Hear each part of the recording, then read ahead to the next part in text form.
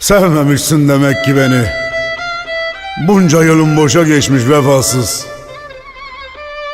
Seni nasıl da sevmiştim. Hiç kimseye anlatamadım yürek yaramı. Anlatsam ne olurdu ki, zaten beni anlayan kimdi? Git artık, ne olursun git. Git, zaten kaç gün daha yaşarım bilmiyorum. Git yüreğinde hasretimle, git yüreğinde sevdamla, git ne bileyim işte, git. Git, git.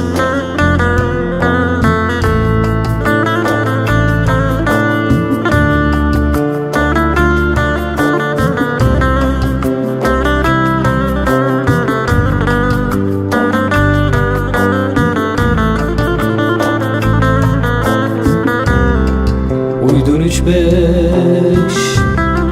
yalan ele, beni her gün yakıyorsun neden?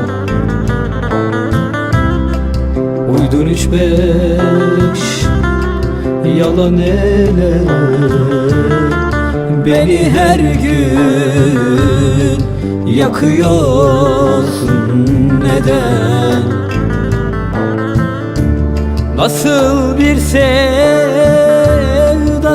yer sen, hayatımla oynuyorsun neden?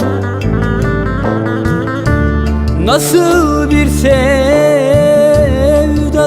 yar sen, hayatımı yıkıyorsun yar. Gülmedin yar bir gün bana, koydun beni haldan hala. Ömrümde bir seni sevdim, gömdün beni sen mezara. Ömrümde bir seni sevdim, gömdün beni sen mezara.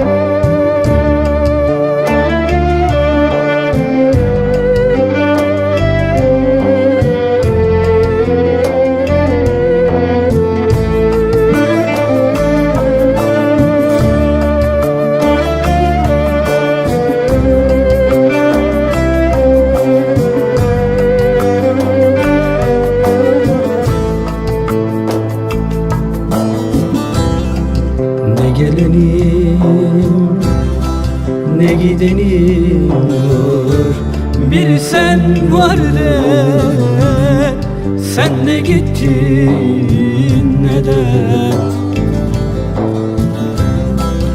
Ne gelenim ne gidenim var, bir sen vardı, sen de gittin neden? Gidişine yar yandı, senden ayrı her gün öldüm yar.